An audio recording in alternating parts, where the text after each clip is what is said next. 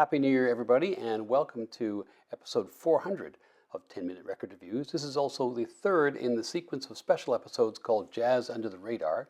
And a reminder that in this series, my goal is to highlight great music which, for one reason or another, has somehow slipped from view, but is still worth seeking out. I should point out, too, in advance that these are not necessarily budget titles. I've got a whole other series that does that. Some of these might be available cheaply because they are, by definition, records which typically haven't really gotten much attention, but some of them are also going to be pretty rare and the laws of supply and demand are going to apply. Anyway, all that said, I hope everyone's having a great holiday or has had a great holiday, and even if you aren't, perhaps I can just divert you from your struggles with your in-laws for just a few minutes to talk about another 10 great records which fly under the radar.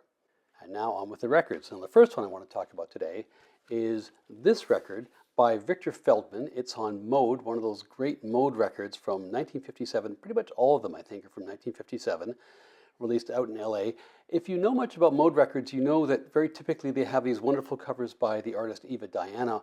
This is not one of those, obviously. There was a whole second series of covers, although within the same catalog sequence from Mode, which had artwork done by a pen and ink drawing specialist, a caricaturist, a cartoonist, a guy by the name of Bill Box, who, to my mind, owes a bit of a debt to the art of Ronald Searle. Anyway, I don't think these are supposed to be caricatures of the artist per se, because this doesn't really look like Victor Feldman. If they are caricatures, they're not particularly good. Anyway, cool cover though. And as for the music, well, it's pretty much like most Mode releases. It has an excellent, really a stellar lineup. If you look at the people on here, Victor Feldman, who was a British multi-instrumentalist, he did a whole bunch of recording in LA between about 55 and 57, 58. He landed with a splash in that part of the world, quickly ingratiates himself with the local jazz mafia at the Lighthouse and elsewhere. So he's on here, he's playing vibes, but he also plays piano and he plays drums and he plays all kinds of things. He was a child prodigy in the UK. Frank Rosalino on trombone, Harold Land on tenor, Carl Perkins on piano, Leroy Vinnegar on bass, Stan Levy on drums. So really in LA in 1957, pretty hard pressed to put together a better band than that. And I have to say that even though Discogs classifies this as cool jazz, it swings pretty hard when it has to, as you would expect, with the rhythm section that's got Carl Perkins, Stan Levy, and Leroy Vinnegar. Anyway, definitely one to grab if you see it. Now, the next record I'm looking at is a bit of a change of pace. It is a record which came out in 1961 on Candid Records, Wild Women Don't Have the Blues, by the vocalist Nancy Harrow, who is still going actually at 95 or something like that, was a vocalist when she was active on the jazz scene with a wonderful dynamic range and a wonderful range of vocal styles as well. This record is recorded for Candid, which one typically associates with more progressive, forward-looking jazz, and it's recorded in 1961, but it's actually quite a retro piece. Most of the tracks on here, it's all standards pretty much. It's a classic, jazz singers standards album, songbook album. Most of the tracks are swing era standards. There's Ellington on here, there's Basie on here, there's Harold Arlen on here, and so on. Ida Cox, she of course authored the title track. And the lineup has also tilted pretty heavily towards the swing era as well. You've got Milt Hinton, you've got Buddy Tate, you've got Dickie Wells, you've got Buck Clayton. So this record is a bit of a throwback, but it's a pretty pleasing one. Now she'd do another record, I think after, as opposed to before this one, on Atlantic. And then she takes a better part of a decade and a half off to raise a family. She gets back into the business sometime in the mid-1970s. But really her greatest creative period was that period, 2 or 3 years in the early 1960s. She's a great vocal stylist, which you kind of have to be a jazz singer. I'm very fond of this record, and it's well recommended if you have a taste for the earlier sounds of jazz singing. Now, the next record we're going to look at is another West Coast record. It is by a guy who really was quite, in some ways, an institution in West Coast jazz, a guy called Buddy Collette. He's a multi-instrumentalist. He plays flute, he plays alto, I think he plays tenor at points as well, although not necessarily on this record. And like the Victor Feldman record before, this qualifies as a record which is a cool jazz record played by a guy who had no difficulty swinging hard when the occasion requires. It would, however, be a mistake to go over the top and say this is some kind of hard bop bonanza. It's not. It's definitely on the lighter side. It definitely fits into what some people's stereotype of cool jazz, I guess, would be.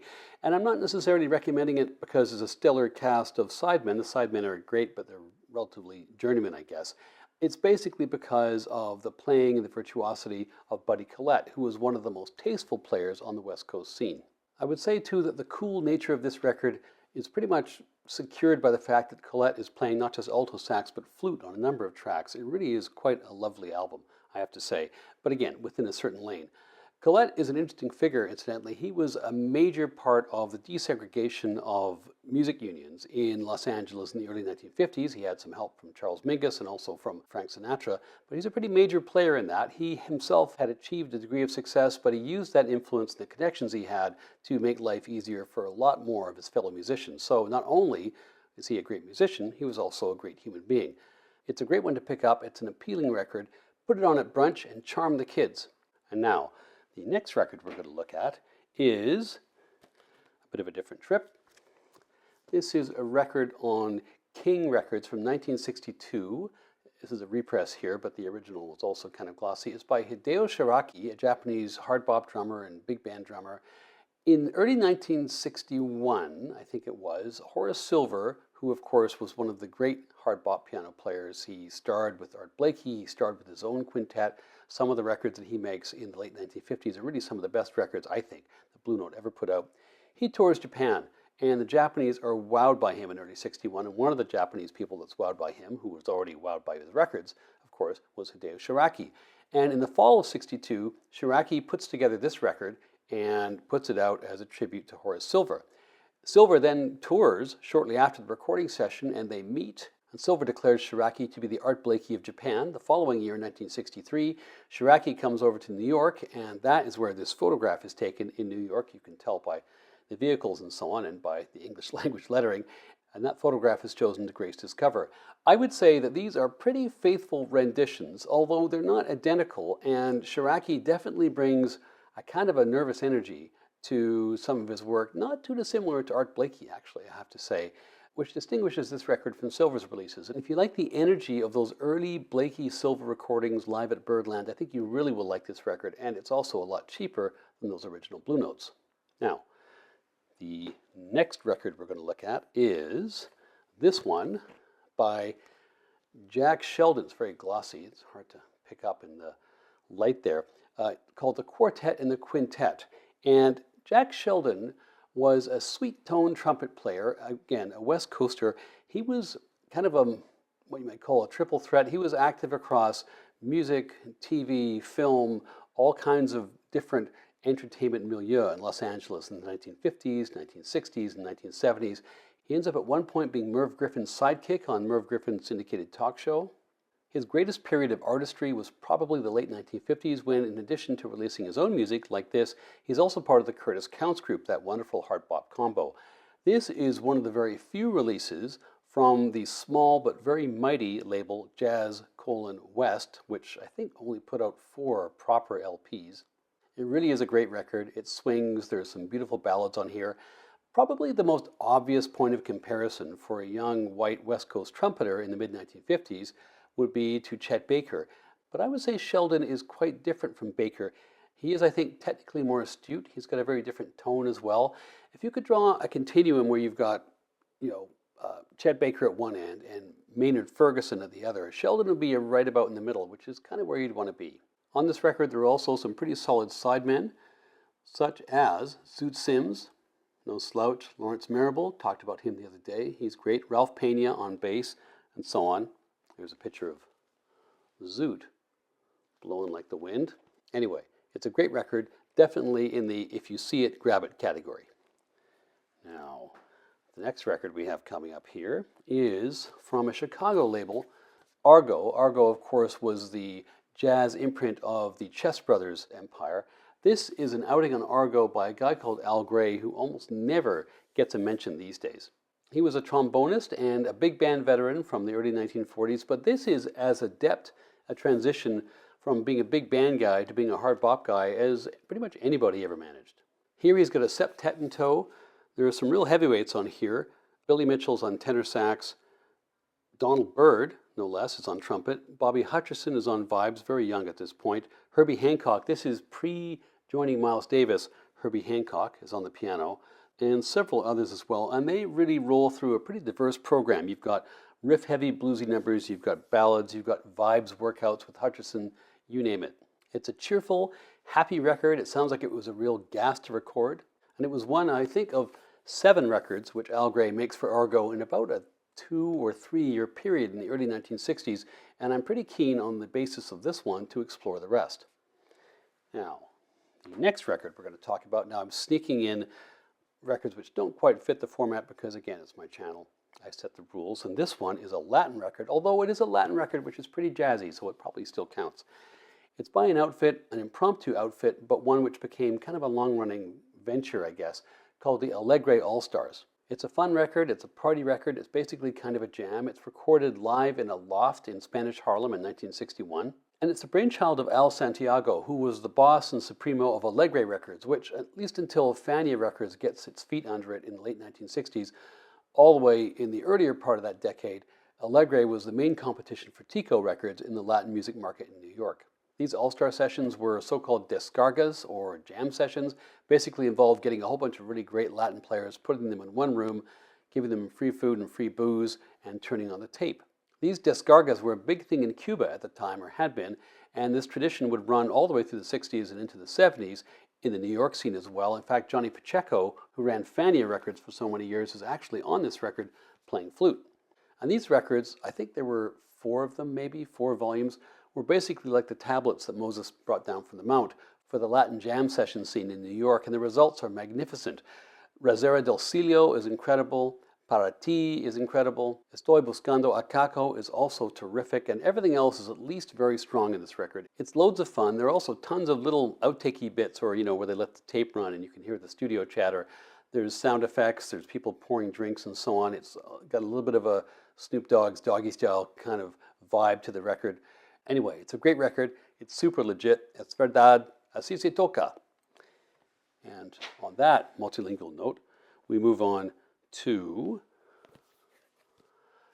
an André Previn record on Stereo Records, which of course was the bespoke stereo release sub-imprint of Contemporary Records. They gave it up after a while when they realized that stereo wasn't going to be that novel. This comes from 1958, and it's by André Previn and his pals. Now that requires a bit of explanation. So André Previn, piano player, and Shelly Manne, the drummer, had a bit of a thing, kind of a fun thing going on in the studio in the 1950s. They would do these trio records. If Previn was the leader, it would be André Previn and his pals. If Shelly Manne was the leader, it would be Shelly Manne and his friends. Who the third pal or friend was varied. It was always a bassist. Typically, it was either Leroy Vinnegar or Red Mitchell. André Previn, who incidentally is the father of Soon-Yi Previn, the former stepdaughter, current wife of Woody Allen, is of course a classically trained guy, but he could certainly swing when he wanted to. Shelly Manne, on the other hand, was a bebop drummer by training, and the two of them find a way through all these records to complement each other's best qualities. They had impeccable support in their bassist, in this case it's Red Mitchell, and these records are also impeccably recorded by Roy Dunan, and I would say that almost every time I listen to a Roy Dunan recorded record on Contemporary, but this one in particular is appreciated amongst gatherers and collectors of Contemporary as being particularly great sounding. So it really does sound lovely on your stereo system, whatever system you have. This is, I will say, another record somewhat on the lighter side. It's all reworkings of show tunes from Broadway, so it's not exactly going to rock your world with how edgy it is, but it's the playing and the virtuosity and the swinginess of this, which is actually going to be the abiding impression it leaves you with. It's worth picking up almost any record from Contemporary from the 1950s in my view, but the Manne-Previn collaborations are always worth slipping in your cart. Now, the next one we're going to look at, the second last record in this list, is by Barbara Carroll, the Barbara Carroll Trio. It's from 1956 on RCA. Now, it's never been particularly easy to be a female jazz instrumentalist, and the 1950s were certainly no different, but there were a few brave souls who plowed that lonely furrow, and Barbara Carroll was one of them, and she acquitted herself very well. Many viewers have probably heard of Marion McPartland, who sold a lot of records playing in a piano trio in the 1950s. She went on to be an historian and a great broadcaster and a great advocate for jazz in the 70s and 80s. Barbara Carroll was a contemporary of Marion McPartland's. She was also a friend of Marion McPartland's, and I would venture somewhat gingerly, in a gingerly manner, that she had a little bit more technical virtuosity than Marion McPartland. She had a trio for many years, and in the 1950s that included a musical partnership with her husband, Joe Schulman, who's on here, playing bass. Sadly, he'd be dead of a heart attack at just 33 years of age, I think, within a year of making this record. But that was in the future. Here they're swinging very nicely, And it's a pretty varied program, actually, to the extent that you can vary a program in a kind of cocktail piano trio setting. It's full of very good playing. I think for me, the highlight is the title track, Have You Met Miss Jones? So I would recommend this record for fans of piano trios. It's definitely of its time, but the playing sets it apart. Now, the last record of this first episode of 2025 is this one. It's a repress, but a fairly early repress, of a record on Argo by Benny Golson. Now, this is a bit of a deviation in some respects. Benny Golson isn't an unknown artist, and Argo is a pretty well-known label, but this does qualify because it's one of the odder releases of Benny Golson's whole career, if not the oddest release. The shtick here is that if you take a number from 1 to 10, there are 10 tracks on here, and on track 1 there's 1 musician, on track 2 there's 2 musicians, and so on. So, as it follows, the first track is a saxophone solo for Golson. The second track, Tommy Williams comes on bass. On the third track, Tootie Heath brings his drums in. The fourth track, those three are joined by Cedar Walton on piano, and so on, and so on, and so on. Now, my own tastes tend toward the smaller combos rather than bigger bands, so it's probably unsurprising that I kind of like the first side here a bit better than the second side, but the whole thing, strangely enough, kind of works. And in general, it's a playful record. I mean, I think it has to be a playful record with this kind of a shtick defining the whole thing. But there's a lot of musical merit. And what you also find, too, what I found anyway, is that Golson squeezes in a whole bunch of different styles here. So he's got some straight-ahead hard bop. He's got some cool stylings on the track Little Karen. He's got some kind of out sax playing on Impromptu. And then there are tracks like The Touch, which are much more kind of a swing era, big band feel. All of that within one record, and all acquitting himself and his band acquitting themselves very well. Because of the inconsistency of the composition of the musicians and the styles of music, it's kind of hard to say you'd put this record on socially, but as a listening record, it's fascinating. So, there we have it. The third installment of Jazz Under the Radar is in the books. 2025 is underway. Happy New Year, everyone. Enjoy looking for these, and as always, I look forward to your comments.